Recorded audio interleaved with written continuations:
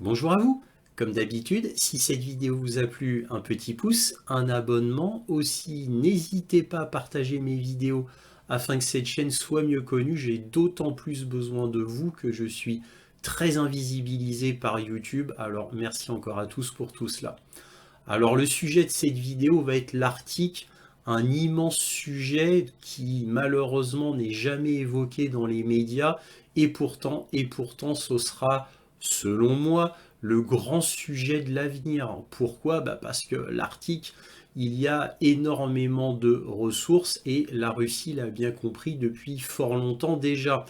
Alors là, les Américains commencent à se réveiller avec Trump qui veut 50 brise-glace. Alors pourquoi tout d'un coup l'Amérique se réveille? Tout simplement parce que là, les Russes ont des projets énormes dans l'Arctique et des projets qui commencent à se savoir, tout du moins dans la partie économique, avec la Chine principalement, mais pas que, d'autres pays, hein, avec la route maritime nord. Donc ça, ce nom-là est donné à la nouvelle route que va utiliser la Russie, tout du moins que veut utiliser la Russie, et la Russie construit à tour de bras des brise-glaces, justement afin que cette route soit réelle, devienne réelle, route qui ne pouvait être empruntée qu'en été, avec de grosses difficultés, hein, pour avoir une économie florissante. C'était qu'en été où vraiment il y avait un gros tonnage qui était utilisé dans le nord et principalement avec les pays asiatiques. Et sinon, fallait faire tout le tour de l'Europe, passer par le canal de Suez, l'océan Pacifique, bref, tout un périple beaucoup plus long en hiver, où les glaces étaient beaucoup trop importantes pour qu'on puisse rêver d'un chemin de l'Arctique qui serait disponible toute l'année. Donc là, les projets russes battent son plein. Et là, outre le côté économique, il y a aussi le côté militaire. Donc le côté militaire, nous allons en parler, tout comme le côté économique, nous allons parler de tout ça avec des cartes, hein, ce sera beaucoup plus clair pour vous. Là, je ne fais qu'une présentation. Et donc, les Russes ont rénové 50 anciennes installations militaires soviétiques. Ils ont trois bases importantes dans l'Arctique, trois grosses bases, et en tout, ils ont 32 bases militaires.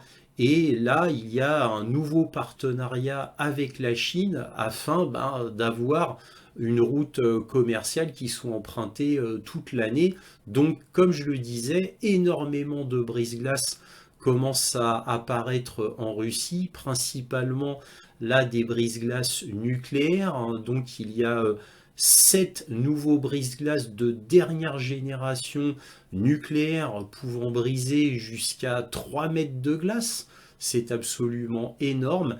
Et nous avons un tout dernier projet russe qui devrait être prêt en 2030, un brise-glace absolument énorme qui pourra briser jusqu'à 4 mètres de glace. Alors, c'est d'autant plus facile pour la Russie qu'il y a un réchauffement climatique et le plus grand réchauffement climatique de la planète, justement, c'est en Arctique. Donc, pour les Russes, c'est tout bénéfice. Et encore une fois, la grande inquiétude des Américains, mais pas que. Alors, qui est dans la course de l'Arctique présentement, hein, les plus grands joueurs? Nous avons les États-Unis, bien entendu, nous avons le Canada, le Danemark à cause du Groenland, la Norvège et dans une beaucoup moindre mesure la Finlande qui est le plus petit joueur dans l'Arctique. Le plus grand joueur, celui qui a en réalité la main mise sur l'Arctique de facto, c'est bien évidemment la Russie, avec toutes ses anciennes bases soviétiques et les nouvelles construites, car la Russie en construit de nouvelles. En tous les cas, tout cela est d'excellent augure pour la Russie, puisque qui dit réchauffement climatique dit moins de glace.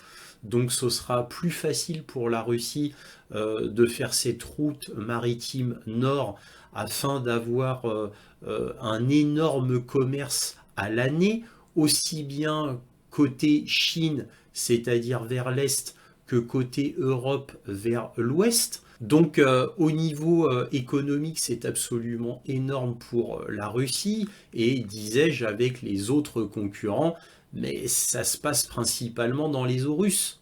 Alors est-ce que les autres pays vont vouloir s'incruster dans les eaux russes? Eh bien c'est possible, c'est possible. La Norvège a revendiqué des territoires que la Russie dit que ben, c'est ses territoires à elle. Donc tout ça va être très très très difficile pour les joueurs de l'Arctique, puisque chacun va se tirer dans les pattes bien évidemment, avec en deuxième plus gros joueur les Américains, qui eux veulent des brise-glaces ben, pour s'incruster de force dans l'Arctique, et les Russes le savent très bien. Donc les Russes, eux, font des brise-glaces principalement pour le côté économique, un petit peu pour le côté militaire, puisqu'un brise-glace est multifonction. Hein, ça sert de reconnaissance, ça sert pour libérer les voies maritimes hein, de la glace, bien évidemment. Ça sert pour le transport logistique, ça sert pour le sauvetage, ça sert pour moult et moult choses. Hein. Un brise-glace, surtout les brise-glaces géants russes. Et pour les Américains, eh bien, les brise-glaces, c'est surtout pour le côté militaire, tout du moins dans un premier temps. Après, ce sera certainement plus un côté économique, mais dans un premier temps, Trump veut ses 50 brise-glaces. Dans un premier temps, c'est pour s'incruster et mieux construire des bases, mieux surveiller les bases, mieux surveiller l'adversaire. C'est ce qui a été révélé d'ailleurs par le Pentagone. Donc les brise-glaces, c'est devenu un intérêt stratégique militaire très important pour les États-Unis. Mais encore une fois, je le répète, c'est dans un premier temps. Après, il y aura certainement de l'exploration pétrolière, gazière, minière, bref, comme tout le monde, nous verrons. Alors, voyant tous ces avantages, bah, Trump, disais-je, lui a dit qu'il voulait 50 brise-glaces. Il en a déjà commandé 11 à la Finlande, nous verrons bien. Trump a initié le Ice Pact. Alors c'est quoi le Ice Pact? Eh bien c'est un pacte entre les États-Unis, le Canada et la Finlande afin qu'ils puissent produire rapidement des brise-glaces importants, nucléaires bien entendu. Alors ça va être très difficile puisque la Russie a un temps d'avance, même si la Finlande, la Norvège, le Canada savent très bien fabriquer des brise-glaces, mais des brise-glaces, on va dire, de moyenne taille, qui sont absolument incapables de briser des glaces de plus de 3 mètres. Voilà, contrairement au tout dernier brise-glace russe. Donc, disais-je, tout cela alimente une compétition énorme au niveau des brise-glaces. Donc là, cet Ice Pact, qui est un pacte trilatéral entre les États-Unis, la Finlande et le Canada, augure d'une énorme compétition. Alors bien évidemment compétition avec la Russie. Il va de soi que bon bah les Finlandais et les Canadiens vont obéir aux Américains. Hein, c'est un pacte trilatéral, mais c'est en réalité un pacte américain, bien évidemment. Et le Canada et la Finlande va bien sûr construire pour les États-Unis. Trump veut 50 brise-glaces, donc il va les acheter à ces pays-là. Il va en profiter pour leur faire une grande pression afin de les payer les moins chers possible, bien évidemment.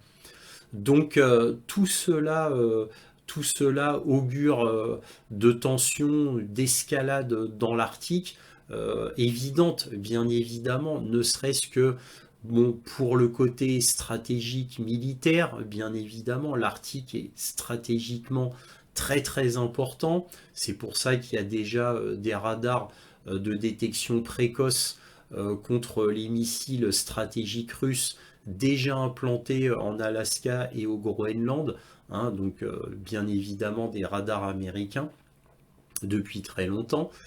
Et outre le côté emplacement géostratégique, il y a aussi l'économie, il y a des gisements énormes de pétrole dans l'Arctique, des gisements gaziers, des gisements de minerais, bien évidemment, et tout le monde veut s'en emparer, et les premiers, évidemment, sont les Russes.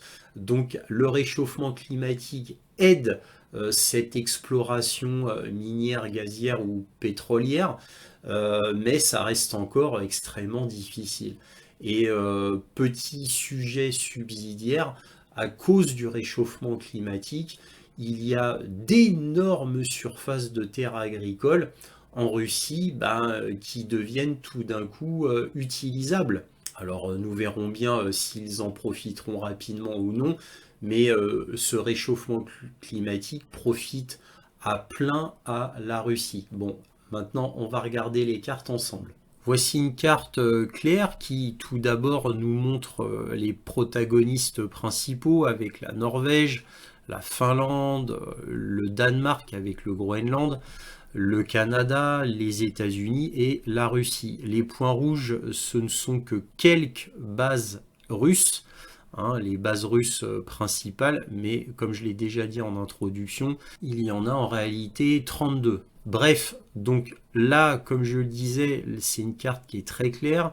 Et ici, vous voyez les routes commerciales. Là, vous avez la route qui se dirige vers l'est, donc côté Asie, et évidemment vers l'ouest, côté Europe.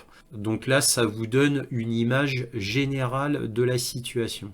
Ici, sur cette carte, on voit très clairement l'avantage de la route maritime du Nord. Là, en particulier pour le transport, par exemple, du gaz LNG russe. Là, vous voyez, par l'Est, ça prend environ 15 jours quand les glaces sont libérées.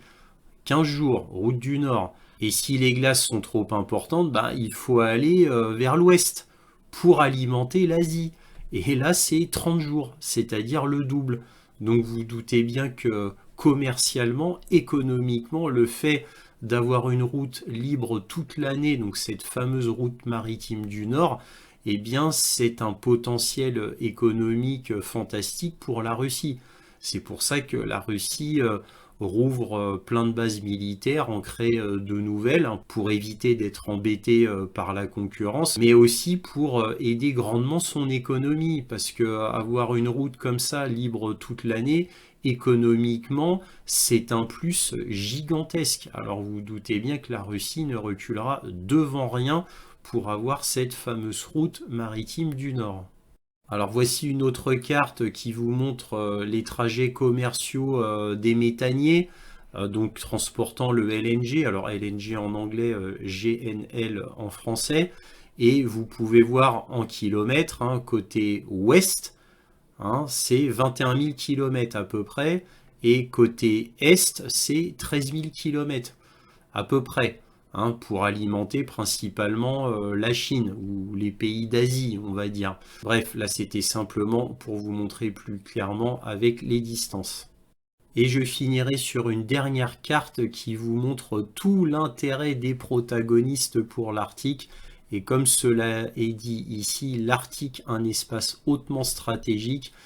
Et bon, là, les drapeaux vous montrent les protagonistes en question qui sont très intéressés sur cette zone-ci, bien entendu. Là, vous voyez par exemple le potentiel de présence d'hydrocarbures, là de terres rares, et comme vous pouvez le voir, bien évidemment, cela concerne principalement la Russie, hein. La Russie est le maître quasiment sans partage de l'Arctique pour l'instant. Pour l'instant, évidemment, là, Trump ne voit pas ça de cet œil et c'est pour ça qu'il veut autant de brise-glace, puisque sans les brise-glaces, il n'y a pas de contrôle de l'Arctique. Et là, les Russes ont fait des nouvelles lois tout dernièrement qui font que tous ceux qui passent par l'Arctique, sur leur zone maritime, eh bien, doivent montrer patte blanche, doivent être constamment surveillés, etc. Vu les tensions avec la guerre en Ukraine, évidemment, ce n'est pas du tout étonnant. Donc les Russes savent très bien que leur territoire est énormément convoité, et principalement par les États-Unis, et donc bien rendre la tâche très difficile pour les autres pays, étant donné que les autres pays ne se gênent pas pour bloquer des tankers russes qui se dirigent par exemple vers la Manche ou qui mouillent sur les côtes occidentales de l'Europe, eh bien la Russie les ennuie aussi en Arctique, surtout que c'est dans leur zone maritime. Donc voilà, c'est de bonne guerre, mais en tous les cas, on n'a pas fini de parler de l'Arctique, et selon moi, ce n'est que mon humble avis, mais je pense que dans un avenir relativement proche, on ne parlera que de l'Arctique, quand toutes les histoires Taïwan, conflit israélo-palestinien, Venezuela et Ukraine seront en arrière-plan parce que tout se sera calmé. Eh bien, je pense que le grand sujet de l'avenir, ça va être l'Arctique. Nous verrons bien. Voilà. Si cette vidéo vous a plu, un petit pouce, un abonnement. N'hésitez pas à partager mes vidéos. Et si vous appréciez particulièrement mon travail, un petit don, lien dans la description. Merci encore à tous pour tout cela. Et toujours, soyez curieux.